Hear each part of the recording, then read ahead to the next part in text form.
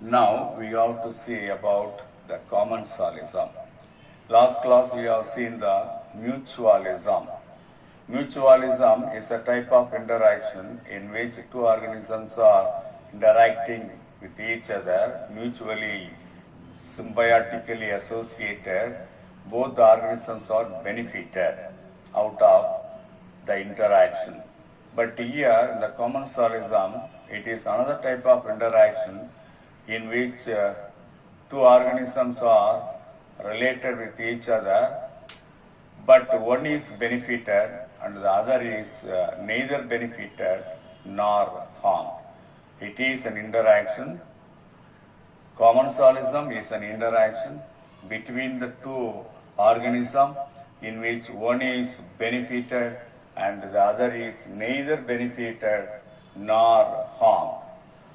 The benefited organism is called commensal and the other organism is called a host organism. There are several examples given: many orchids, ferns, hanging mosses, peperomia, money plant, and usnea. Usnea is a lichen. These are all considered as epiphytes. Most of the epiphytic plants, you can say all the epiphytic plants, are the example for commensalism. We will take one example, one epiphytic plant as the example. Vanda is the best example for epiphytic plant. The epiphytic plants are plants found growing on other plants without harming them, without harming the host organism. Epiphytic plants are growing on the branches of huge trees to get full sunlight and also shelter from the host organism. The epiphytic plants never harm the host organism. But in the case of parasitic relationship, parasitism, the parasite grow on the host organism for getting water, food materials, minerals, and also shelter. All the parasitic organism will depend on the host organism for nutrition. Nutrition or water or both water and food materials plus shelter. That is parasitic organism. But epiphytes grow on other host plant without harming the host organism. The epiphytic plant Vanda will produce two types of root. One is clinging root, another one aerial hanging root. The clinging root fix the epiphytic plant on the branches of the host organism. Aerial absorbing root is freely hanging from the plant. The aerial absorbing root is surrounded by a special type of spongy tissue that is called velamen. Velamen is having the capacity to absorb water from the moist atmosphere. So that is the adaptation of epiphyte or the epiphytes.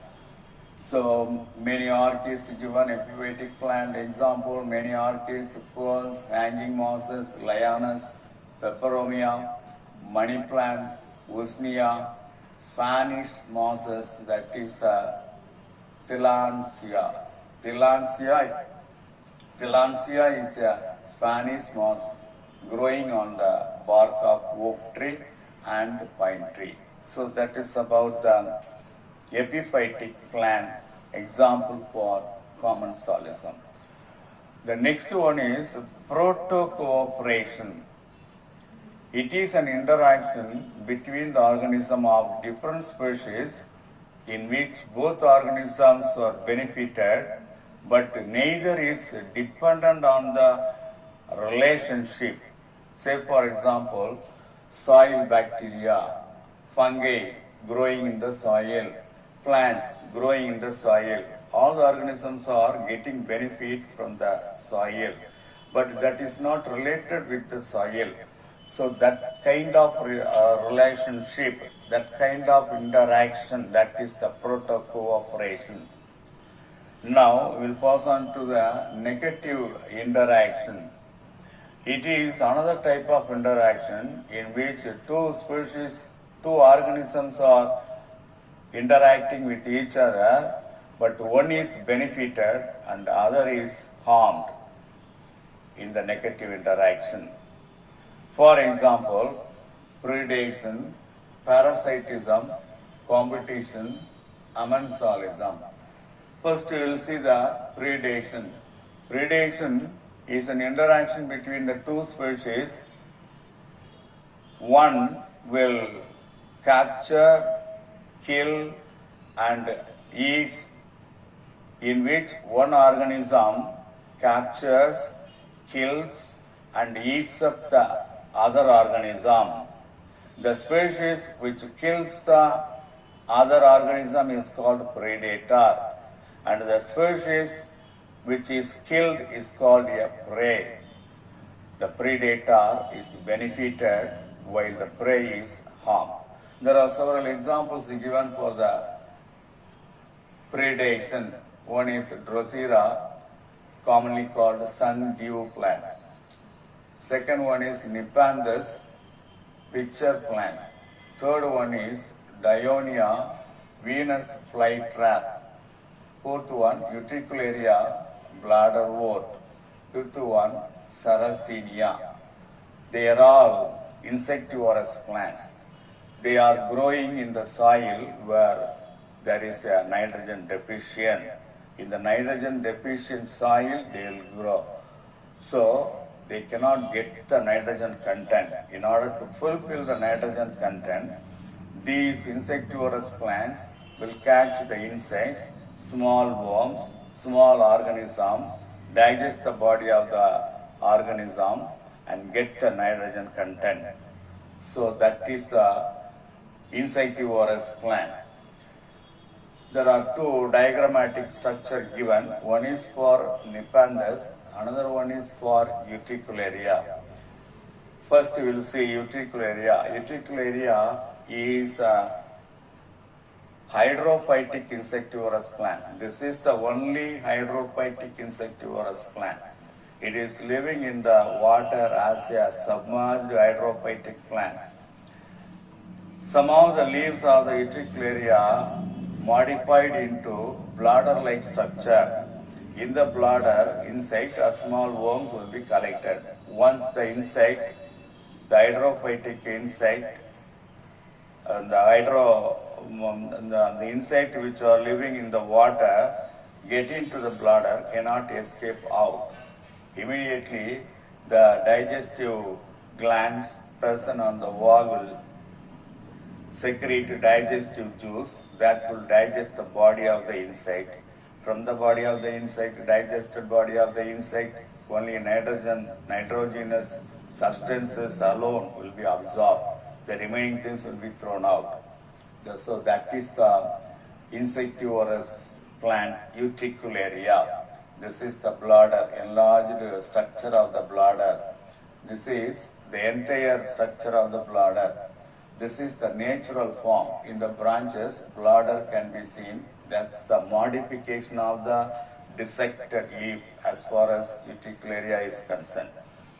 Come to Nepenthes. Nepenthes is commonly called pitcher plant.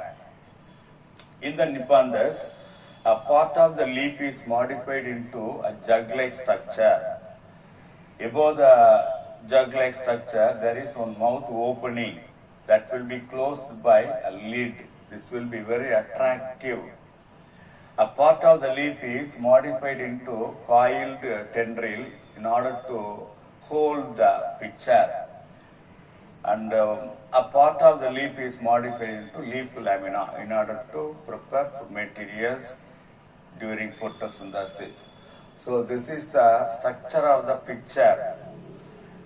The lid of the pitcher will attract the insects. When the insect land on the mouth of the pitcher and tries to collect the honey substance just very near to the mouth and slips into the pitcher, automatically the digestive juice will be secreted from the glands, digestive glands situated at the bottom of the pitcher.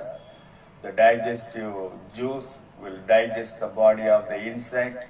So from the digested body of the insect, nitrogenous substance is absorbed by the pitcher. So that is the mode of nutrition as far as Nymphanthus is concerned. So these are all the insectivorous plants are all example for predation. Predation is one of the negative interaction. So that is about. That is all.